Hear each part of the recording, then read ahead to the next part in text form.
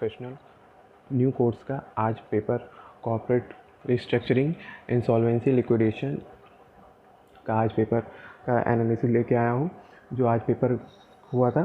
तो चलिए पेपर का रिव्यू देख लेते हैं। इस चैनल पे आपको सीएस प्रोफेशनल का जो रिसेंटली एग्ज़ाम हुए हैं उससे रिलेटेड आपको पेपर के रिव्यूज़ मिल जाएंगे, पेपर मिल जाएगा। तो आप उस चैनल पे जाके सब्सक्राइब करिए, लाइक करिए, और डिस्क्रिप्शन में आपको लिंक मिलेगा जहाँ पे आपको पेपर्स भी मिल जाएंगे, सॉल्यूशन, और उसके साथ साथ आप वहाँ ग्रुप में ऐड भी हो सकते हैं। तो पेपर चलिए रिव्यू करते हैं। मॉड्यूल 2 का पेपर था। तो ये पहला पेपर था, पार्ट 1 में पहला क्वेश्चन था कि manufacturing exporting desire to masala bond. Masala bond से रिलेटेड था फॉर ऑगमेंट ऑफ फंड। तो कंपनी को गाइड करना था कि concept and exception the bars raising funds through such a bond.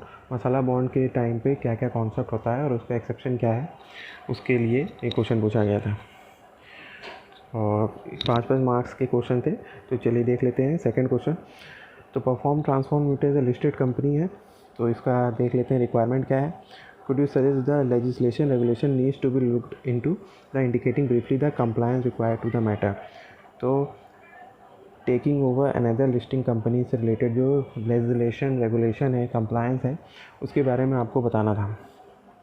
Third question में था could you explain the citation indication exception the majority rule held in Foss versus Harbottle. इसके बारे में बताना था। Safeguarding the interest of the creditor is considered while sanctioning the reduction of capital.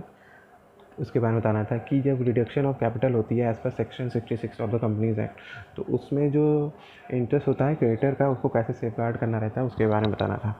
तो क्योंकि theoretical questions है तो इसमें आपको पॉइंट वाइज के हिसाब से जो स्टडी मैट में दिया हुआ है उसी हिसाब से आपको पॉइंट लिखने थे, नंबर उसी के मिलेंगे। एक्स्ट्रा आपको ना ऐड ऑन करने का मिलेगा और कहीं और कुछ एक्स्ट्रा कुछ और लिखने में आपको नंबर नहीं मिलेगा। तो स्टडी मटेरियल को फॉलो करिए सी इंस्टीट्यूट का। चलिए अब देख लेते हैं आगे क्या है। तो सेकंड क्वेश्चन में चलिए देख लेते हैं। इसमें documentation is a proper manner staying stone and a important aspect to in fulfilment of legal requirement. तो क्या पूछ रहा है, analyse the statement indicating the important step to be involve for successful completion of merger application. Merger और amalgamation के case में जो documents होते हैं तो वो लीगल रिक्वायरमेंट और ऑब्लिगेशन के लिए मर्जर अमलगमेशन में क्या क्या डॉक्यूमेंट्स नीड होती है उसके बारे में बताना था। Profitability of any business is sensitive to several factors that promote that analysis to prepare a sensitive analysis to help in management decision। इसके बारे में कमेंट करना था। तो आपने इसको कर लिया होगा। ये दोनों ही क्वेश्चन बनाने लायक थे, आराम से बन जाते थे। चलिए अब तीसरा देख लेते हैं। There are certain department. तो इस पे था इंड AS 103 पे, जिसके बारे में आपको बताना था, जो डील करता है अमलगमेशन और मर्जर। तो अमलगमेशन और मर्जर पे ये जो AS है उसके बारे में पूछा था। सो सेकंड के ए क्वेश्चन में देख लेते हैं कि आपको combinations to be notified for ex post facto approval it would defeat very indemnification of various of the competition act, yet there are exemption for compliance either under regulation or through notification issued by the central government। इसके बारे में आपको बताना था, मुझे इसके बारे में नहीं पता है। चलिए अब ये देख लेते हैं। सेकंड क्वेश्चन क्या था, MNP limited is a listed company and is in process of merging okay और being a listed company the management desire to suggestion and process in getting the no objection और objection letter from the concern stock exchange in the matter. तो इसमें ये बताना था कि no objection observation letter stock exchange से कैसे grant करना है जब आप मर्ज कर रहे हैं ऐसी कंपनी के साथ जो कि अनलिस्टेड है। तो इसके बारे में आपको पॉइंट्स बताने थे। तो ये क्वेश्चन आपका प्रैक्टिकल बेस्ड क्वेश्चन था जिसमें आपको वैल्यूएशन करना था, जिसमें से एक इन्वेस्टमेंट एनालिसिस था जिसने कि expected value free cash flow की 54 मिलियन निकाली थी और ग्रोथ रेट एक्सपेक्ट किया था 9% की और बुक वैल्यू आपकी इतनी थी। लेकिन उसने क्या किया था कि उसने जो वैल्यू ली हुई थी वो बुक वैल्यू ले ली थी डेट एंड इक्विटी की, तो आपको उसकी मार्केट वैल्यू लेनी थी। तो इसने ये मिस्टेक की थी, तो उसी पे कैलकुलेशन करनी थी। तो देखिए आपको इसमें पहले से दिया हुआ है कि कॉस्ट ऑफ इक्विटी इतनी उसकी निकली हुई थी और पोस्ट टैक्स डेट इतनी थी।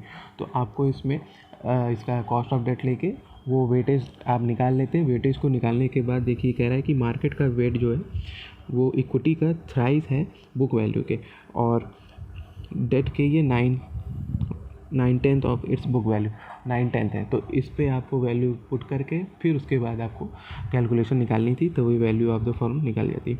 तो ये क्वेश्चन काफ़ी रिपीटेड क्वेश्चन है, कई बार आ चुका है और इसको आपने बना लिया होगा। काफ़ी ईजी स्टेप्स हैं, 3 से 4 स्टेप्स में ये हो जाता है। सबसे पहले आपको उसकी कॉस्ट ऑफ इक्विटी से उसको कन्वर्ट करके उसकी वैल्यू निकाल लेनी है कि कितनी वेटेज है उसकी डेट की और इक्विटी की, फिर उसके बाद उसको मार्केट वैल्यू के वेट के हिसाब से मल्टीप्लाई करना है, फिर उसके बाद आपको निकालना है। थर्ड क्वेश्चन देख लेते हैं। थर्ड क्वेश्चन में था कि as per CPC while trying the petition NCLT and NCLT do you agree. तो प्रोसीजर बताना था, need not be followed while trying a petition application or appeals for NCLT and NCLT, और discuss the tax aspect of the slump sale and demerge company. Slump sale के case में क्या tax लगता है और demerge company के case में क्या होता है। तो स्लम सेल में आपको पता है कि जब स्लम सेल होती है तो कैपिटल गेन वाला जो लॉन्ग टर्म बेनिफिट मिलता है टैक्सेशन का, वो बेनिफिट ही मिलता है। तो उसके हिसाब से आपको सारी वैल्यूज़ को निकालना था और उसको निकालने के बाद, नेट वैल्यू निकालने के बाद उसमें उसके बाद उसकी कैलकुलेशन करनी थी टैक्स की। और डीमर्ज कंपनी के केस में जब कंपनी जो डीमर्ज हो गई उसकी वैल्यू को आपको निकालना था, उसके इंट्रिंसिक वैल्यू को निकालना था और उस हिसाब से उसकी नेट वैल्यू निकाल के निकालना था। Explain the sweat equity share in इस वैल्यूशन। स्वेट इक्विटी शेयर के बारे में बताना था, उसकी वैल्यूशन कैसे करनी रहती है। स्वेट इक्विटी शेयर एम्प्लॉयज़ को दिया था, स्टाफ को दिया था, उनके जो उन्होंने वर्किंग की हुई है कंपनी में, उसके ग्रेटिंग में उनको दिया था, उसकी वैल्यूएशन कैसे की जाती है उसके बारे में बताना था। एक्सप्लेन था कॉम्पिटिशन टैक्स के बारे में बताना था। तो ये 3-3 मार्क्स के क्वेश्चन थे, इजी क्वेश्चन थे, आप बना सकते थे। HIG international limited decide to amalgamate as a transfer with element is permissible. तो ये क्या है, HIG entertainment LLP decide to amalgamate as a transferor with element exhibition limited is permissible. तो क्या LLP का अमलगमेशन हो सकता है एलिमेंट लिमिटेड कंपनी के, उसके बारे में बताना था आपको। इंसॉल्वेंसी एंड बैंक्रप्सी कोड के बारे में बताना था। ऑब्लिगेशन एंड इंफॉर्मेशन यूटिलिटी के बारे में, उसके बारे में बताना था कि क्या ऑब्लिगेशन है ऑन द इंफॉर्मेशन यूटिलिटीज़, जो इन्फॉर्मेशन उस पर कंपनी पे IBC के उसमें जो रहती है उसके क्या यूटिलिटीज़ है उसके बारे में बताना था। Initiation of corporate restructuring, break on any other legal proceeding against corporate decision during the process. तो मतलब कि अगर इनिशिएशन हो जाता है अगर इंसॉल्वेंसी बैंक्रप्सी कोड का, तो क्या अदर जो प्रोसीडिंग होती है, तो क्या वो अदर जो प्रोसीडिंग होती है उस पर स्टे लग जाता है या फिर वो चलती रहती है, उसके बारे में बताना था। तो आपको पता है कि जब IBC चल जाता है तो उस कॉर्पोरेट डेटर को हार्म ना हो, उस पर और कोई प्रॉब्लम ना आए, तो वो बाकी सारे जो लीगल प्रोसीडिंग होती है वो उस पर स्टे लग जाता है। लेकिन जो उसकी नेसेसिटी वाली चीज़ें रहती हैं उसको प्रोवाइड करनी रहती है, जैसे इलेक्ट्रिसिटी चार्जेस हो गया, उसका जो मैन्युफैक्चरिंग हो रही है उसमें इलेक्ट्रिसिटी चार्जेस दी जा रही है, और वाटर टैक्स, ये सब वाटर सप्लाई के लिए ये सब उसको देना मैंडेटरी है, बाकी चीज़ में स्टे लग जाएगा सारे ड्यूज़ में समय। तो information memorandum respect of the corporate detail, ठीक है, prepared in a manner that indicate the resolution application but the facts stated therein true without any suppression of information. Would you amplify your also discuss there is a need for taking confidential undertaking through prospective resolution applicant with accessing any detailed information. तो इसमें ये बताना था कि जो corporate debtors की information memorandum है जो प्रिपेयर की गई थी, तो रेजोल्यूशन एप्लीकेशन में तो फैक्ट जो स्टेट किए गए थे वो ट्रू है विदाउट एनी सप्रेशन और मिसफॉर्मेशन। तो इसको आपको बताना था कि वो पूरी तरह से ट्रू होना चाहिए, कोई भी मिस एप्रोप्रिएशन नहीं होना चाहिए, मिस इंटरप्रिटेशन नहीं होना चाहिए, और क्या कोई नीड है taking a confidentiality undertaking from the perspective resolution applicant while assessing any detail information. तो कॉन्फिडेंशियलिटी भी मेंटेन करनी पड़ेगी जब ये आपको ये सब इन्फॉर्मेशन उनसे लेनी रहती है रेजोल्यूशन एप्लीकेंट से। Debt restructuring involves NCLT, reduction of debt and extension of payment. Analysis of statement indicating to any resolution plan need to be confirmed by the committee of it approved by the National Company Law Tribunal. So that is to involve deduction of the debt and extension of the payment terms of the change in the तो इस statement को analyse करना था और ये बताना था कि क्या क्या कमेटी ऑफ क्रेडिटर में अप्रूवल में ये चीज़ ज़रूरत पड़ती है। इस वाले क्वेश्चन में 5 के क्वेश्चन में ये था कि जो कॉर्पोरेट इंसॉल्वेंसी रेजोल्यूशन चल रहा है प्रोसेस, तो कॉर्पोरेट डेटर के फाइनेंशियल क्रेडिटर है ही नहीं, तो आपको इंटरिम रेजोल्यूशन प्रोफेशनल को constitute the committee of creditor, तो कमेटी ऑफ क्रेडिटर बनानी पड़ती है जब ये आ जाता है उसके टाइम पे फिर जो फाइनेंसर होते हैं आपके फाइनेंशियल क्रेडिटर, उनकी कमेटी बनानी पड़ती है। कॉर्पोरेट डेटर में ऑपरेशनल क्रेडिटर की भी बनाई जा सकती है।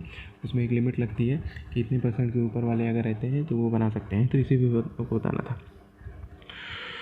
Send expression of interest to resolution applicant and has been shortlisted by the resolution professional. Now, write a resolution professional to provide information memorandum. Process seeks your guidance in this. आपको एक proforma बनाना है resolution professional का कि क्या क्या provide की जाती है उस इन्फॉर्मेशन मेमोरेंडम में एज ए रेजोल्यूशन एप्लीकेंट के फॉर्म में। क्या क्या चीज़ें होती है, कितनी उसकी एसेट है, क्या क्या लाइबिलिटीज़ है, कितना कहाँ से सिक्योर्ड पोर्शन लिया है, किस किस फाइनेंशियल से लिया है, ऑपरेशन डेटर का क्या % है, और कितने लोगों ने उसमें एप्लीकेशन में कमेटी के टाइम पे एप्लीकेशन हुई थी उसमें से कितने लोगों ने अपने सेटलमेंट के लिए आगे आए हैं, उन्होंने अपना एक रिकॉर्ड बताया है, दिया है, इस हिसाब से बताना था।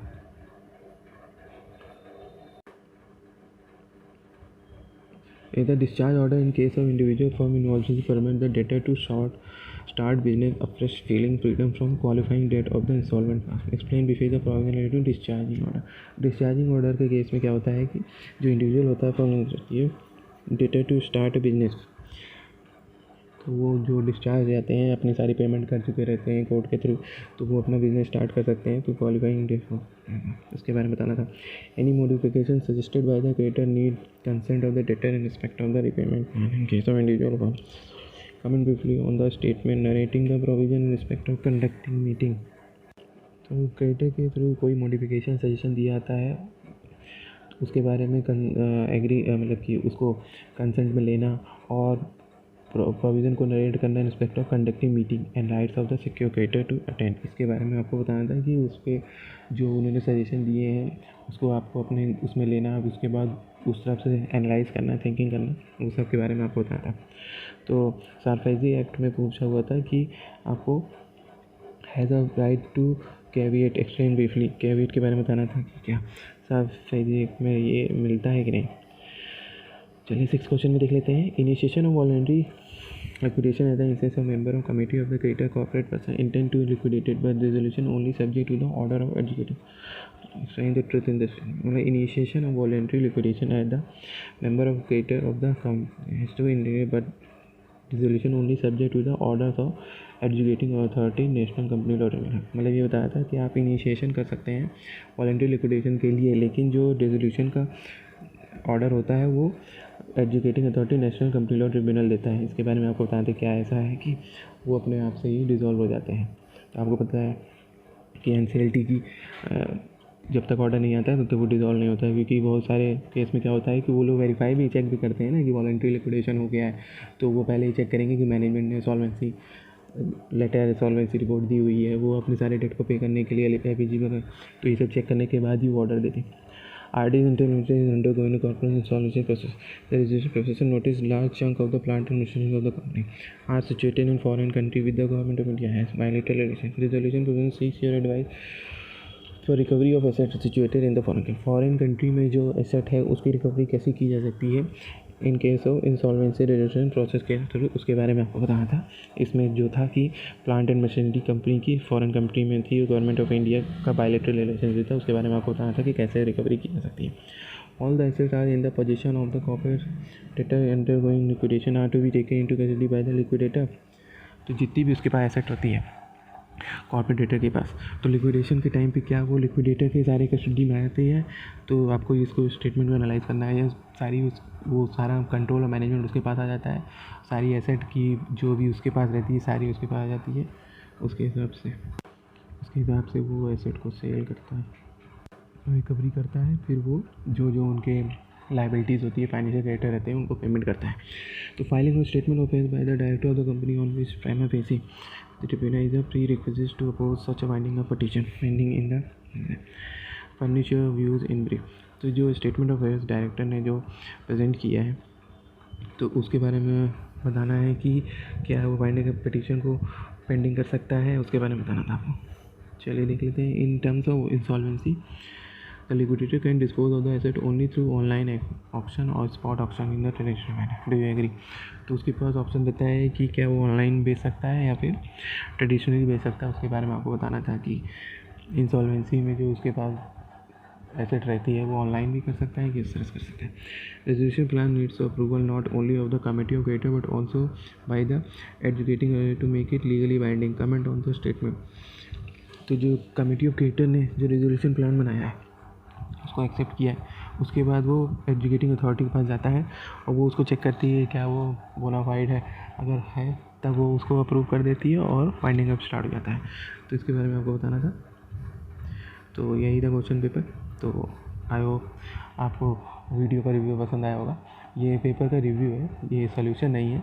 और इस चैनल पे आपको CS प्रोफेशनल के डिफरेंट जो अभी पेपर्स हुए हैं उसके सारे रिव्यूज़ मिल जाएंगे, पेपर भी मिल जाएगा। डिस्क्रिप्शन में आपको लिंक मिल जाएगा। लाइक करिए, सब्सक्राइब करिए और अपने फ्रेंड्स के साथ शेयर करिए। आगे आने वाले वीडियोज़ में आपको CS से रिलेटेड बहुत सारी इंपॉर्टेंट चीज़ें इसमें पता चलेंगी। तो बने रहिए चैनल के साथ। Thank you so much.